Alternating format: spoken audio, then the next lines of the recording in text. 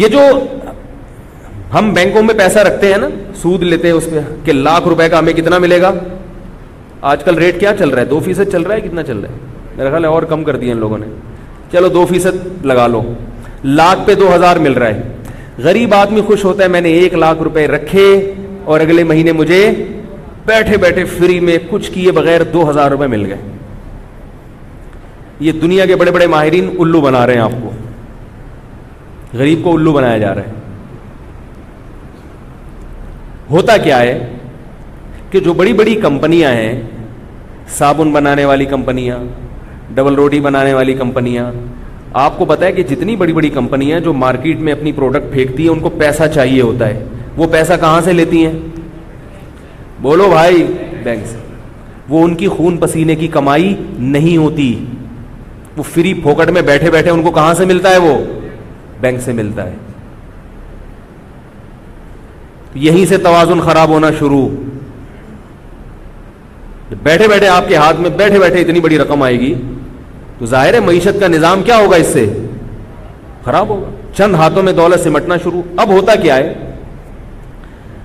مثال کے طور پر ایک بریڈ بنانے والی کمپنی کی میں مثال دیتا ہوں, ڈبل روٹی بنانے والی کمپنی کی مثال دیتا ہوں.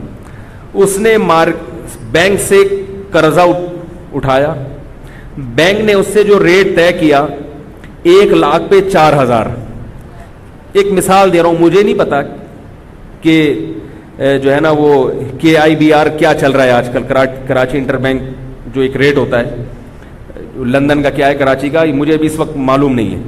فرض کر لے کہ 1,00,000 پہ 4,000 جو ہے نا بینک نے اس تاجر ان کمپنی سے کیا لیا, پروفٹ لیا, کیونکہ 1,00,000 پہ 2,000 بینک کو کس کو دینا ہے؟ غریب کو دینا ہے نا. او بھائی, جو غریب نے 1,00,000 بینک میں اپنی ساری زندگی کے رکشے چلا چلا کے جو پیسے بچائے تھے وہاں رکھے تھے, تو اس 1,00,000 پہ بینک اس کو 2,000 دے گا تو اپنا بھی تو بچائے گا نا بھائی. تو 4,000 بینک نے اپنے بچائے رکھے, 2 اس میں سے غریب کو دیے, 2 کس کے پاس تھے؟ اپنے پاس تھے. اب جو کمپنی جو بریڈ بنا رہی ہے وہ 1,00,000 پہ 4,000 اس کو بینک کو دینے ہیں, تو وہ ڈبل روٹی کی قیمت اسی حساب سے بڑھائے گی کہ نہیں بڑھائے گی؟ ہے بھائی, کیونکہ وہ اس کے پروفٹ میں, بولو بھائی, نہیں ہے. اس کو پتا ہے یہ تو میں نے بینک کو دینے ہیں. تو بریڈ کی جو قیمت ہے مارکیٹ میں وہ خود بخود 4% بڑھ جائے گی. غریب آدمی اس نے 1,00,000 نکلوا کے 2,000 جو پروفٹ لیا, جب وہ اس 1,00,000 سے ڈبل روٹیاں خریدے گا تو وہ 2,000 اضافی اس مہنگائی میں دے گا کہ نہیں دے گا؟ بولو بھائی. تو وہ گھوم کے کہاں چلا گیا؟ دوبارہ بینکوں کے جیب میں چلا گیا کہ نہیں چلا گیا؟ یہ سودی نظام اگر نہ ہوتا تو چیزوں کی قیمتیں اتنی تیزی سے اوپر نہ چڑھتی. شریعت نے اس کے خلاف جو نظام دیا ہے وہ مضاربہ اور شرکت کا نظام دیا ہے. اب شرکت کے نظام میں کیا ہوتا ہے؟ وہ جو اسلام نے دیا, جو اللہ نے دیا, یہ محمد صلی اللہ علیہ وسلم نے نہیں دیا, یہ مولویوں نے نہیں دیا. یہ نظام کس نے دیا ہے؟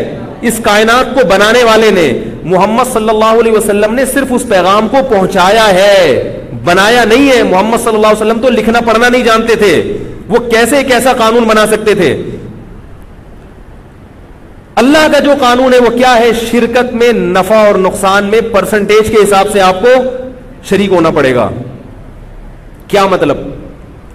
اب یہی اگر شرکت کا نظام ہوتا, غریب آدمی بینک کو 1,00,000 دیتا اور بینک سے کہتا آپ کو جتنا پروفٹ ہوگا اس میں سے 2% مجھے چاہیے. ایک 2% کی مثال دے رہا ہوں میں. ویسے تو انویسٹر کا جو ریشو ہے وہ زیادہ ہوتا ہے, عام طور پہ 70% ہوتا ہے انویسٹر, اور 30% وہ لیتا ہے جو عمل کرتا ہے. 1,00,000 پہ مجھے کتنا چاہیے؟ 2%. بنتا وہ بھی 2,000 ہی, لیکن وہ 1,00,000 کا 2,000 نہیں, جو پروفٹ ہوگا اس کا مجھے 2% چاہیے, یا 20% چاہیے, یا 25% چاہیے. پرسنٹیج. بینک یہ پیسے کس کو دیتا؟ کمپنیوں کو. کمپنیوں سے, ڈبل روٹی والی کمپنی سے کہتا ہے کہ آپ کا جو پروفٹ ہوگا اس پروفٹ میں سے مجھے 4% چاہیے. نہیں یاری بات, بہت ٹیکنیکل بات ہے, اس کو سمجھیں. प्रॉफिट में से मुझे कितना चाहिए, मुझे 2000 4000 नहीं चाहिए, मुझे इससे गरज नहीं है कि मैं आपको दे कितने रहा हूं, मुझे इससे गरज है कि मेरे पैसों से आप कमाते कितना हो। हम जो आपको 1 करोड़ का कर्जा दे रहे हैं, उस 1 करोड़ पे आप जितने कमाओगे उसमें से 4% हमारे और 96% तुम्हारे। नहीं आ रही बात?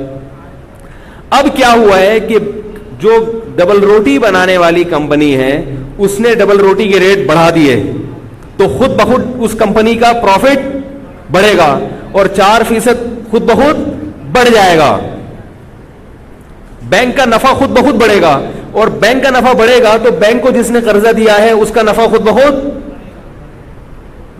तो आप जितनी मर्जी कीमतें बढ़ा लें मार्केट में, उन कीमतें बढ़ने से वो प्रोडक्ट की जैसे कीमत में इजाफा होगा तो आवाम को भी उसकी हिसाब से नफा मिलना शुरू हो जाएगा।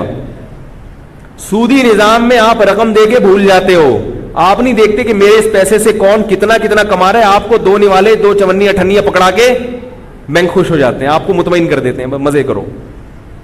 और बैंकर्स क्या करते हैं, वो कुछ भी नहीं कर रहे, वो सिर्फ इधर से पैसा उठाया, उधर दिया, उधर से इतने लिए, उधर से इतने दिए, और बैठ के नोट गिनते हैं बैठ के। वो किसी किस्म का रिस्क लेने के लिए तैयार नहीं होते। ये गैर फितरी निजाम है दौलत की रेल पेल का। कुरान ने ज़कात का और सदका फितर का और माल गनीमत की तकसीम का जो फलसफा बयान किया, कई ला यकून दूलतम बैनल अगनियाइ मिनकुम, अल्लाह चाहते हैं कि दौलत चंद हाथों में सिमट के ना रह जाए। तो जैसे सदकात और खैरात से दौलत तकसीम होती है, अभी कुर्बानी हुई ना, कितनी तकसीम हुई है दौलत। 1 अरब रुपए का कारोबार हुआ है सिर्फ कराची में, तो इस कारोबार से गरीबों के चूल्हे जले कि नहीं जले हैं? दौलतमंदों की जेब से पैसा निकल के गया है और गरीबों की जो भैंसे गाय पालने वाले लोग हैं उनकी जेबों में गया है। और गोश्त कितना तकसीम हुआ गुरबा और मसाकीन में। यह मौलवियों का बनाया हुआ कानून नहीं है, यह किसका बनाया हुआ कानून है? अल्लाह का। और सूद बिल्कुल इसके अपोजिट है। सूद क्या करता है? दौलत को समेट कर चंद हाथों में ले आता है।